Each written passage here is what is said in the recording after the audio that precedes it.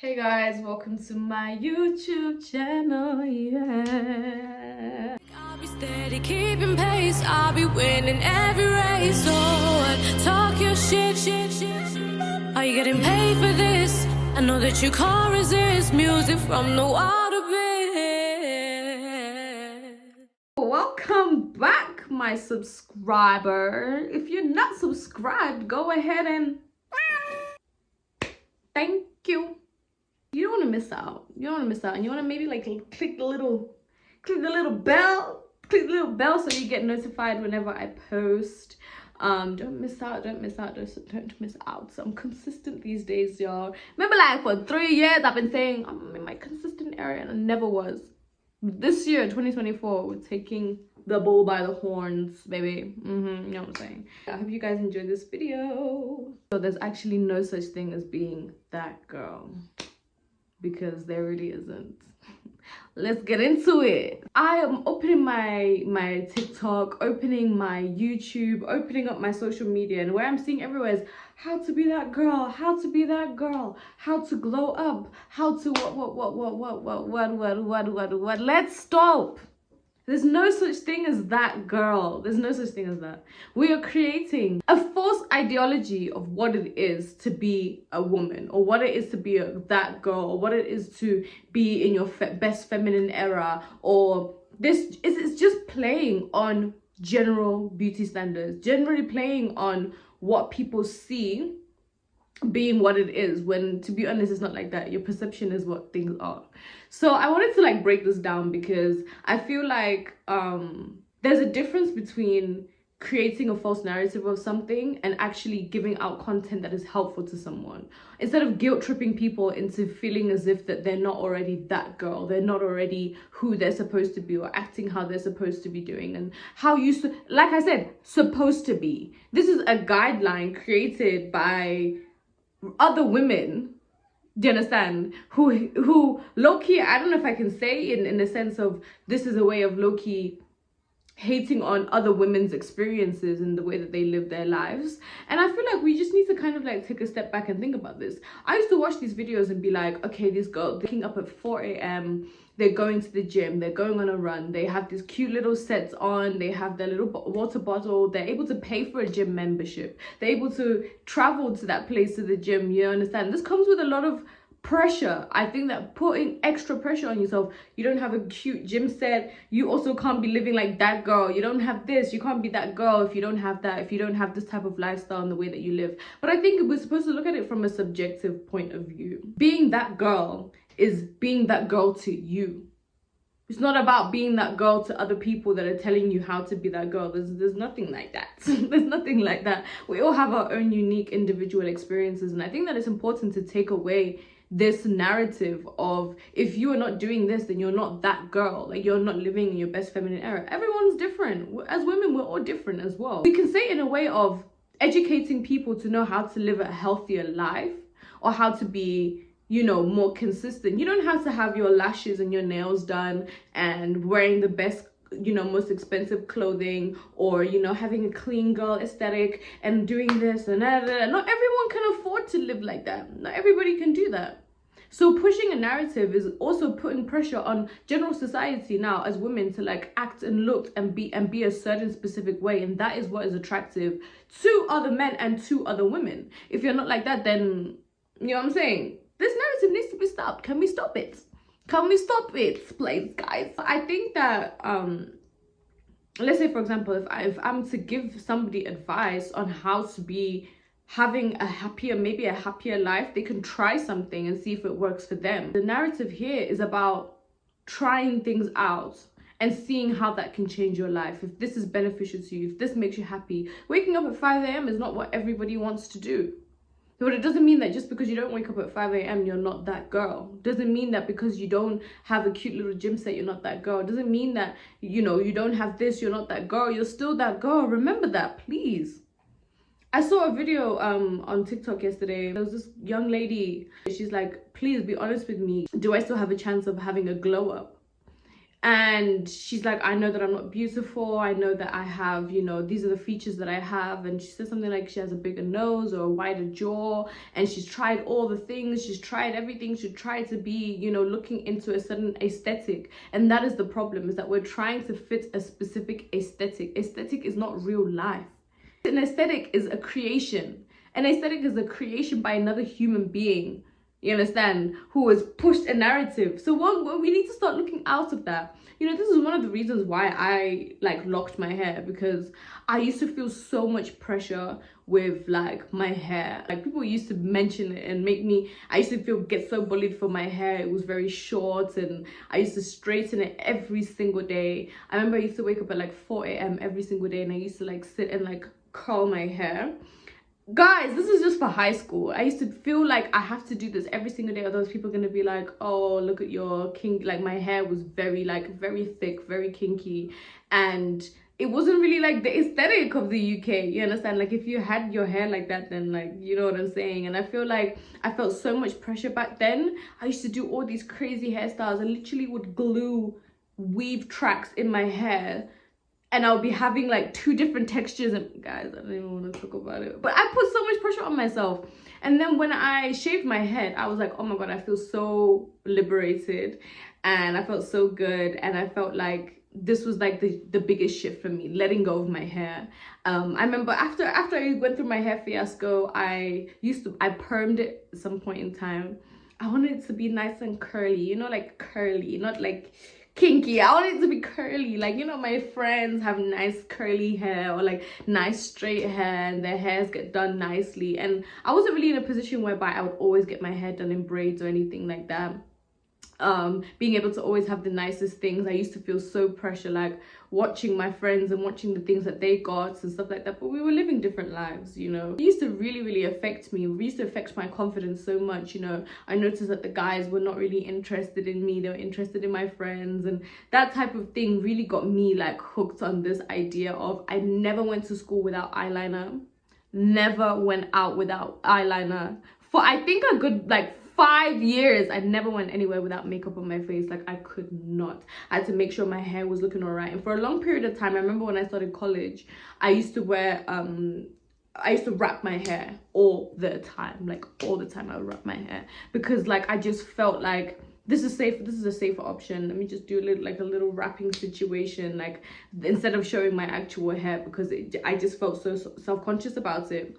And then after I shaved my head, going into uni, and I was like, no, I want to start something new, and I want to be who I want to be, and I'm going to a place where nobody knows me, I don't know anyone, and I can be whoever it is I want to be. So I shaved my head, and it was really just so liberating for me. Like I felt so good. And then later on down the line, I decided to like grow my hair out. I was encouraged to grow my hair out, actually, and I really didn't want to at the time, but I was like, oh, fine, whatever. And then I was going through the process of dealing with my natural hair, which was like the most stressful thing. So many times I wanted to shave it because I just felt like I was not fitting a certain aesthetic.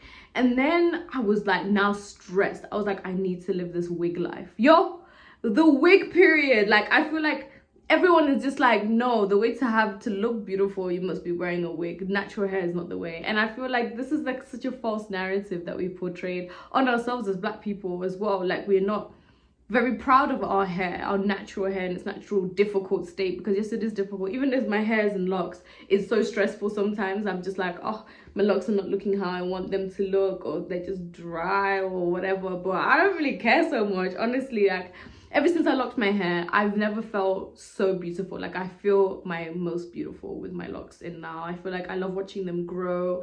I love watching them form, and you know, the colors coming out, and I don't know, I just feel more beautiful like this. And I feel like I don't have the pressure of current beauty standards anymore, because I genuinely said F it to all of that. I said I'm not going to concern myself and stress myself more than I should. Now I can head out without makeup on. I just really take a lot of care of my skin, because I know that if I have a breakout or whatever, I'll be like paying attention to that. But I take care of my skin a lot, drink a lot of water, because that is what I want for myself, how I want to look for myself.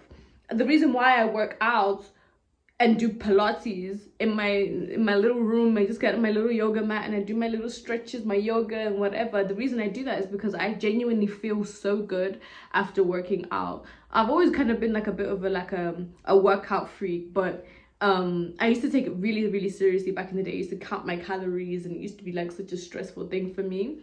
But ultimately, I genuinely love taking care of my body. I love looking at myself in the mirror and feeling good, having a goal for myself. Like, I have a specific goal in my head of who I aspire to have the same type of body, like someone that I'm like, oh, this is how I would love myself to look.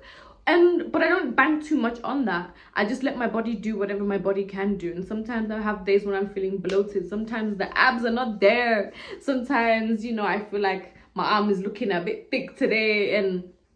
But I don't sit and cry about it, and it doesn't make me feel like less of a woman. Doesn't make me feel like I'm not that girl. Even if I don't work out for a week, even if I have my usual schedule and I take a week off. This last week, starting my period, I was like PMSing like crazy, and I said, yeah, I'm gonna rest. I'm gonna rest. I'm not gonna be waking up my usual 5 a.m. and doing my things. But my reasoning for why I wake up at 5 a.m. is because I have a crazy schedule, and I have so many things I try to do throughout the day. And I also just like to spend time with God in the morning, like to exercise in the morning, like to see the sunrise. That's just things that make me happy, not because that's how to be that girl. And I think that as women, we should like be uplifting each other and showing that it's okay, whatever life you want to live. But the important point is to take care of yourself. Take care of your mind, take care of your body, take care of your soul, take care of your spirit. To take care of all of these things is what I can believe is what being that girl is. To heal yourself, help yourself, you understand, get over your trauma, work through life, you understand, and still never put yourself down. You understand, you're wonderfully, beautifully made. And the more that we come out of this crazy idea of aesthetics, like, I'm so tired of it. Like, what is this? I'm so tired of this pressure we're putting on ourselves and other people that are putting on other people. For what reason? I understand you want to be, I feel like sometimes we look at influencers, we look at people that we see their lifestyle and we want to be like that, but you don't know what goes on in people's lives. And I think that the internet can be a very crazy place because we're creating an idea. I see 11-year-olds, 10-year-olds on YouTube, you know, having a 15-step skincare and having all of these things, and that they feel like that's what makes them be somebody in society. And we also encourage that by fueling these people, you understand, and being like, oh my God, I want to be like you, you're so gorgeous, I'm so ugly. Like, let's stop doing that as women. Let's stop putting ourselves down in order to uplift other people and then feel bad about ourselves when we don't look like other people. We don't live the same lives as other people, and that's fine. We should be embracing ourselves. We should be working on ourselves for ourselves and not for anybody else. You understand? If you like the fact that your thighs are a little thicker, if you like the fact that you understand, like it, love it, you understand. If you love the fact that you sometimes you don't have lashes on, you don't have, like, some my nails be bare. Sometimes it's just because like I like to paint, and having nails can really disrupt that for me. And also playing the guitar, I'm like, oh my God, I don't want to do my nails because it's going to make me struggle with playing the guitar. So I was like, I'm not going to stress myself there. And that's my own personal decision, you know what I'm saying? But somebody can look at me and be like, you don't have your nails done. These are stick-on, glow-on lashes. You understand? I don't have my individuals, and I don't have ABC. That my maintenance is different from other people's maintenance because we live different lives. And that's the thing that I'm trying to explain to you all, that we should start embracing the beautiful differences in ourselves instead of trying to be like a specific aesthetic created by another person. Like, come on, guys. It's just a marketing strategy. It's genuinely a marketing strategy, telling people to, you know, you must have this cute little gym set, you must look like this. But if you see the way that I work out, sometimes I'm genuinely wearing a t-shirt and underwear because I'm inside, you understand? And I'm not gonna stress myself to have like a, you understand, maybe one day when I'll be able to like buy myself all these sets, but that's not where my priorities are right now. You understand what I mean? Like, that's not where my priorities are. I'm still able to do the things that I can do when I can do it. And there's no such thing as being that girl. Just be you. Just be you. Love yourself wholeheartedly. Just genuinely be you. Being that girl means being yourself. Honestly, being your true, authentic, real self. And make sure that you just take care of yourself. Take care of your health in the best way you know, not how people are telling you to. In the best way your body can handle. Don't overstress yourself for no reason. I just thought I'd have a little chit chat with y'all today about this because boy, I'm tired of seeing all this how to be that girl, how to be that girl. It's even making me feel like I'm not that girl. Well, girl, I'm that girl. I hope you guys enjoyed this video. Please don't forget to subscribe. Don't forget to subscribe, y'all. I just want to say, I'm so grateful. Right now, my subscribers are increasing and I'm just so blessed to see like people are really loving the work that I've been putting out there and all the effort that I put into, you know, making these videos and putting myself out here on the internet, you know, being a little bit vulnerable here and there and trying to be a platform where I can educate people in the healthiest ways and try to be a support system for people that need some words of encouragement, need something fresh, you understand, something refreshing in our generation from the usual things that we're always fed. And this, you know, the way that society is just these days, you know. And so I'm really grateful for all the support. I'm grateful for all the love, all the messages, all the people that comment, you know, that like and share my videos. I'm so grateful for it. So yeah, I hope that you guys enjoyed this video. Of course, there's a lot more to come. I have some new content for you guys coming up soon and I can't wait to share it with you. I can't wait. But yeah, I hope you have an amazing day. Bye.